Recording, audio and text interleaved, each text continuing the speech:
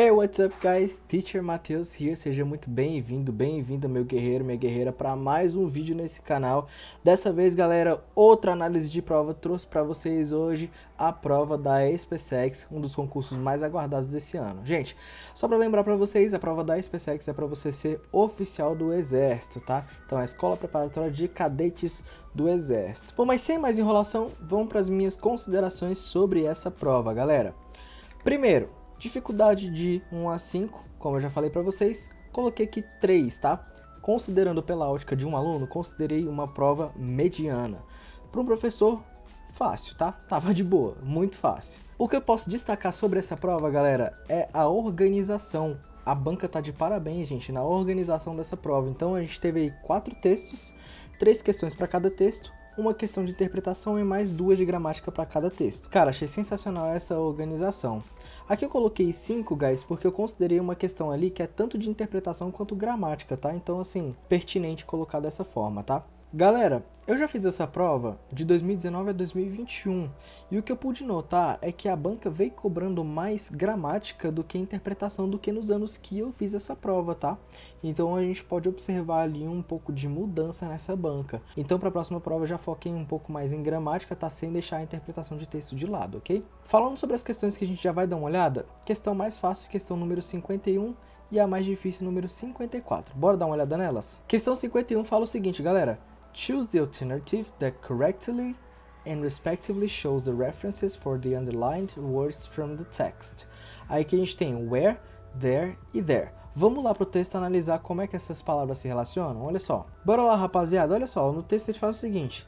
These days, it's not unusual to hear about shopping malls in cities like Barcelona featuring tiny booths where visitors can scan their eyes. Então, atualmente, não é incomum ouvir falar sobre shoppings em cidades como Barcelona que contém pequenas cabines onde os visitantes podem escanear os seus olhos. Vamos lá, gente. Esse where aqui ele é um pronome relativo. Where, onde. Então ele se relaciona a um lugar. Que lugar? Aqui está dizendo tiny booths, que são cabines pequenas, ok? Então ele retoma esse termo como um pronome relativo. Aqui a gente tem there, que é um pronome possessivo. Então os visitantes podem escanear os seus olhos. Os olhos de quem? Dos visitantes. Então esse there ele retoma ali visitantes. Aqui esse último there no penúltimo parágrafo diz o seguinte: People have given permission for their data to be sold. Então as pessoas deram permissão para os seus dados serem vendidos. Então os dados de quem? Das pessoas. Outro pronome relativo que retoma ali pessoas. Então vamos lá. Aqui a gente tem a alternativa D, tiny booths, visitors and people. Então vamos lá, where, there e there também. Certinho, letra D. GG Easy. Questão mais difícil, galera, 54. E por que eu acho essa questão mais difícil da prova? Olha só o que ela diz. The word statelessness, paragraph 1 is. E aí ele dá aqui as alternativas. Então a palavra statelessness no parágrafo 1 é um.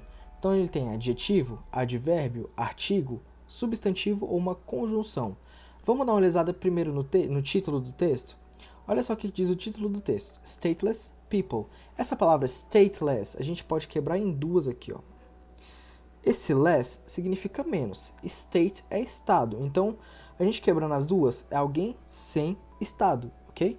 E aí, por que eu digo que essa é a questão mais difícil? Existe ali no Farlex Grammar Book, é tipo uma notinha de rodapé. Você pega um adjetivo, que é stateless, nesse caso, né? Pessoas sem estado ou pessoas indigentes, é uma característica dessas pessoas. Você adiciona o ness, que é um sufixo formador de substantivos, e a partir desse adjetivo você tem um novo substantivo, ok? Exemplos disso, a gente tem sadness, tristeza. Então você tem sad, triste, né? Característica de uma pessoa triste. E você acrescenta ness, tristeza, formou o substantivo tristeza. Happiness, você tem happy, que também é um adjetivo, acrescentou o ness, virou substantivo felicidade, ok? A gente vai na mesma linha. Então, stateless é ali o indigente, né? Statelessness seria a indigência, então, portanto, um substantivo, ok? Vamos dar uma analisada agora na questão 45. Foi a questão que eu falei para vocês que misturou um pouquinho de gramática e de interpretação. Vamos ver o que fala essa questão, ó. According to this cert, a vast network of secret underground tunnels beneath central London, constructed during the World War II, is set to be transformed into a major tourist attraction by 2028. Então, de acordo com o excerto, uma vasta rede de túneis secretos abaixo da cidade de London, abaixo do centro, né, de Londres, construído durante a Segunda Guerra Mundial, está para ser transformada em uma grande atração turística até 2028. Esse by aqui a gente pode considerar ele como até, ok? E aí diz o seguinte: It is correct to say that the new attraction. É correto dizer que a nova atração. Correto dizer que a nova atração. Aqui a gente já tem 3 alternativas que a gente pode excluir logo de cara. Is going to open after 2028. Irá abrir depois de 2018? Não fala isso. Is not going to open in 2028? Não, essa é uma possibilidade também. Is not going to open before 2028? Também não. Não vai abrir antes de 2028? Não. Olha a alfa aqui, may open before 2028, pode abrir antes de 2028, o que a questão fala? By até 2028, então pode sim abrir antes. Esse may, ele indica uma probabilidade, algo que tem mais chances de acontecer. É o contrário do might, que é uma possibilidade, ele tem menos chances de acontecer, tá? Mas may e might ali, os dois significam pode. Aqui na Eco a gente tem o must, que é outro modal também. Must open in 2028, ele deve abrir em 2028, isso seria tipo uma obrigação imposta esse must, tá? Deve abrir em 2028, então não é isso que o texto diz, ele diz que ele pode até 2028 se transformar na maior atração turística, e não que ele vai abrir, então ele pode sim abrir antes de 2028 e até lá se transformar em uma grande atração turística, tá bom? Agora, presta atenção, guys, aqui ele mistura modal verbs, ok? Com essa interpretação do texto. Fechou? Vamos falar agora, guys, sobre os textos. Como eu falei para vocês, tem 4 textos nessa prova, tá? Não textos muito grandes, mas ele tem 4 textos para a gente ler. O texto mais difícil, guys, é o texto 2. Por que eu considerei ele o mais difícil de se ler? Por conta da linguagem e por conta de uso de estruturas como Present Perfect. A gente vai dar uma olhada ali neles, tá? Mas antes, deixa eu destacar para vocês essa informação aqui, ó. A gente teve um termo em comum a alguns dos textos dessa prova, que foi esse termo aqui, ó, aiming. Gente, esse termo, ele significa objetivando alguma coisa, né? Com o objetivo de alguma coisa. Aiming vem de aim, significa mirar, né? Aim, mirar. E aiming é mirando, né? No contexto dos textos, a gente pode dizer objetivando também, ok? Tranquilamente. Vamos dar uma olhada no texto 2. O texto 2 ele fala sobre a reinserção da educação à moda antiga, que é a educação com papel, caneta, lápis, tá? Em detrimento da educação digital, com tablets e tal, né? E aqui o que eu achei de difícil? Primeiro aqui eu tive dúvida nesse termo sought. Eu pensei, será que isso é o passado de sight? Só que sought, na verdade, é o passado de seek, que é procurar. E aqui a gente tem uma estrutura de present perfect, podia confundir, ó. Sweden has decided to reverse the course. Então, a Suécia decidiu reverter o curso, reverter esse caminho, ok? Então, a decisão tomada no passado que afeta o presente. E também teve esse termo aqui, ó, fostering, que eu esqueci o que significava. Mais do que isso, a gente teve também que completar aqui com o while, né? Muita gente pode não ter conseguido completar esse texto com ali a conjunção certa, né? Que seria o enquanto. Falando um pouco sobre as questões de interpretação, para mim a questão mais bonita de interpretação dessa prova e a mais difícil foi a 56. Olha só, according to the text, read the statements and choose the correct alternative. Então ele dá alternativas para você analisar. Isso eu achei bacana que a prova da PrEP vem cada vez introduzindo com mais frequência de colocar questões que você tem que analisar caso a caso das alternativas.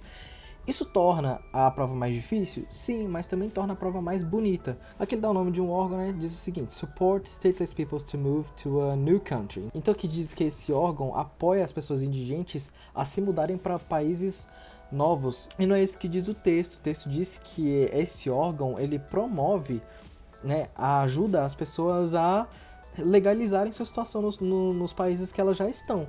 E não se mudarem para outros países. Então, falsa, né? There are probably more than 4.4 million stateless people in the world. Então, há provavelmente mais de 4,4 milhões de pessoas indigentes no mundo. O texto fala isso, né? Ele fala que a pesquisa fez uma estatística de 4,4 milhões. Então isso pressupõe que tenham mais, né? O texto ainda fala que essa margem pode ser muito maior.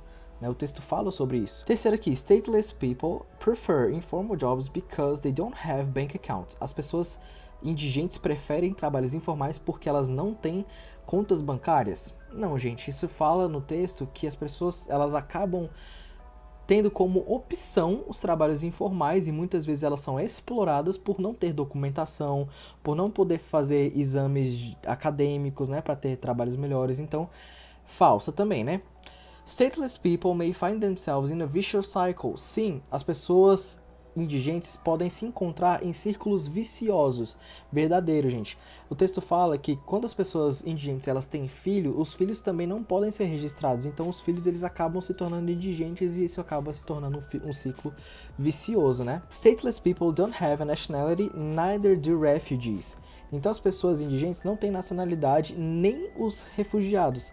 Falso também. O texto faz essa distinção bem clara entre pessoas sem nacionalidade, stateless ou indigentes, e pessoas refugiadas. As pessoas refugiadas, elas estão fugindo do país de nacionalidade delas por motivos de perseguição religiosa ou política ou por guerras. Então esses são os refugiados. Mas na maioria dos casos, eles têm sim sua cidadania num outro país, né? Agora, as pessoas indigentes, elas não têm a cidadania de nenhum país, elas não são reconhecidas em nenhum país.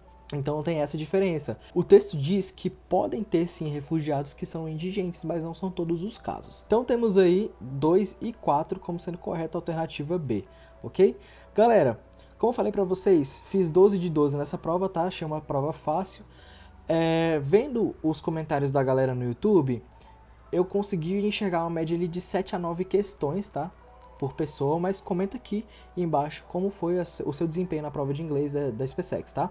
E aí galera, tô passando aqui no finalzinho do vídeo pra me despedir de vocês, tá? Não sei se vocês perceberam, mas eu tive que dar close na tela porque a câmera tava travando muito. Eu uso uma webcam pelo celular, né? Através do Wi-Fi, então às vezes ela trava um pouco. Mas galera, queria agradecer muito pra você que chegou até aqui nesse vídeo. Espero que você tenha aprendido alguma coisa. Deixa aqui nos comentários como é que foi o seu resultado, suas médias nesse concurso, tá? Pra eu poder saber como é que a galera tá indo. Se você gostou desse vídeo e aprendeu alguma coisa, cara, considere se inscrever. É muito difícil um canal de educação crescer aqui nessa plataforma. Então, quanto mais a gente se ajudar, melhor é pra gente, tá? Então é isso, espero que vocês tenham ido muito bem. Se não foi dessa vez, tem sempre ano que vem. E se não tiver, como eu sempre falo, o objetivo de vocês é outro, tá, galera? Então foquem nos seus sonhos, persistam, tá, galera? E não desistam. Fiquem com Deus e até uma próxima.